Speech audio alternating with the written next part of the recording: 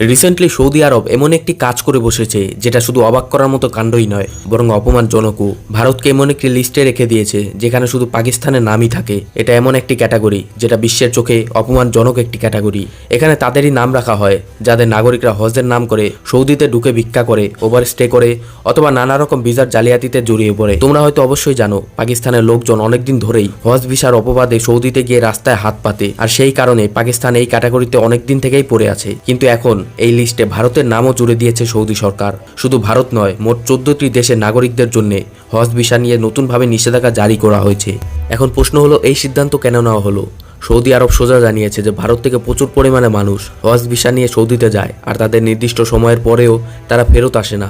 তারা ওভারস্টে করে, মানে তাদের ভিসার সময় বা মেয়াদ শেষ হয়ে যাওয়ার পরেও তারা সেখানে থেকে যায়। শুধু এটাই নয়, অনেকে হজ ভিসা নিয়ে যায় অন্য উদ্দেশ্যে, যেমন কাজ খোঁজার জন্য, ব্যবসা করার জন্য, কিছুদিন সেখানে থেকে যাওয়ার জন্য। সৌদি সরকার বলেছে এখন এই সমস্যা আর সহ্য করা যাবে না। তারা জানায় হজ করার জন্য একটি নির্দিষ্ট পদ্ধতি আছে, একটি রেজিস্ট্রেশন প্রক্রিয়া আছে, আর প্রত্যেকটি দেশের জন্য একটি নির্দিষ্ট নিয়ম থাকে। যেমন ভারত থেকে এক বছর কতজন হজ করতে পারবে সেটা আগে থেকেই নির্ধারিত থাকে। কেউ চাইলেও হজে যেতে পারবে না। দেখুন, এখন শুনতে যতই খারাপ লাগুক, কিন্তু সৌদি সরকারের এই যুক্তির পেছনে কিছু বাস্তব কারণও রয়েছে। কারণ এই ভিসার অপব্যবহার, ওভারস্টে আর বেআইনি কাজের কারণে তাদের প্রশাসনিক চাপ বাড়ছে, সাথে আইন ও শৃঙ্খলা বিঘ্নিত হচ্ছে। এখন প্রশ্ন হলো, ভারতের মতো সম্মানজনক দেশের নাম এই লজ্জার তালিকায় কেন যাবে? এই প্রশ্নের উত্তরই খুঁজবো আজ আমরা এই ভিডিওতে। তাই সম্পূর্ণ ডেভেলপমেন্ট দেখতে আমাদের ভিডিওটিকে শেষ পর্যন্ত দেখুন। আর ছোট্ট একটি রিকোয়েস্ট রইল, ভিডিওটাকে লাইক করে চ্যানেলটাকে সাবস্ক্রাইব করে নিও। দেখুন, প্রথমে আমাদের বুঝতে হবে হজের জন্য যে কোটা সিস্টেম চালু করা হয়েছে এটা কিন্তু সৌদি আরবের একটেটিয়া দাদাগিরি দেখানোর জন্য নয় যে আমাদের অনুমতি ছাড়া কেউ হজ করতে পারবে না।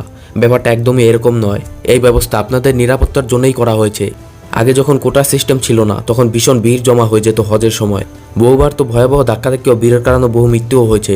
শুধু এটাই নয়, যেখানে হজ অনুষ্ঠিত হয় সেই পবিত্র স্থানের ক্ষতিও হয় অতিরিক্ত ভিড়ের কারণে। তাই আপনাদের নিরাপত্তা আর সেই পবিত্র স্থানের সুরক্ষার জন্য সৌদি সরকার এই কোটা সিস্টেমটি চালু করেছে। কিন্তু দুঃখজনক ব্যাপারটা হলো এটা, এখন অনেক মানুষই, বিশেষ করে ভারত থেকে যারা কাজ করতে যায় বা ব্যবসা করতে যায়, এমনকি পরিবারের সাথে দেখা করতে যায়, তারা অনেকেই রেজিস্ট্রেশন ছাড়াই হজে যাওয়ার চেষ্টা করে। ফলে হজের সময় এত বেশি ভিড় জমে যায় যে সেটা আবার একটি দুর্ঘটনার আশঙ্কা তৈরি করে।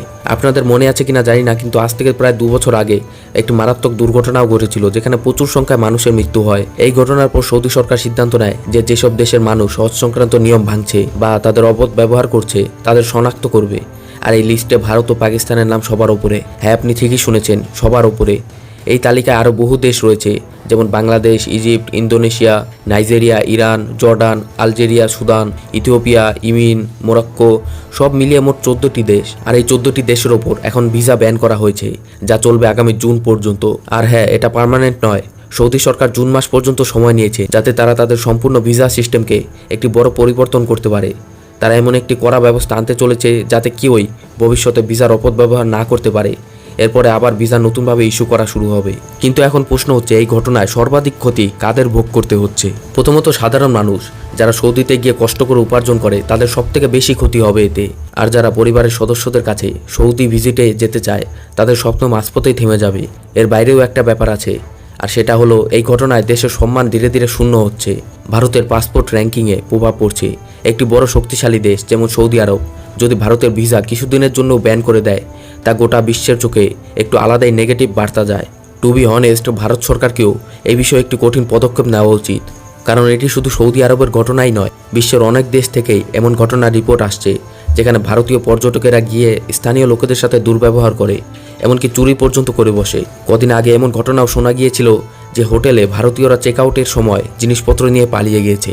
ভারতকে সেই সব ব্যাপারে অ্যাকশন নেওয়া উচিত। এই ঘটনায় যারা দোষী তাদের পাসপোর্ট 4 থেকে 5 বছরের জন্য ব্যান করে দেওয়া উচিত। যারা ভিসার অপব্যবহার করে দেশের সম্মানকে ক্ষুণ্ণ করছে তাদের বিরুদ্ধে আইনি ব্যবস্থা নেওয়া উচিত। এমনকি যেসব এজেন্সি ভুল নথি দিয়ে পাঠাচ্ছে সৌদিতে, তাদের তদন্ত শুরু করা উচিত। এখন সময় এসেছে যে ভারতকেও দেখিয়ে দিতে হবে যে আমাদের দেশ শুধু প্রযুক্তি ও উন্নয়নের দিক থেকেই নয়, বরং রুল রেগুলেশন সম্মানের দিক থেকেও জিরো টলারেন্স পলিসিকে বিশ্বাস করে। আমাদের দায়িত্বও কিন্তু কিছু কম না।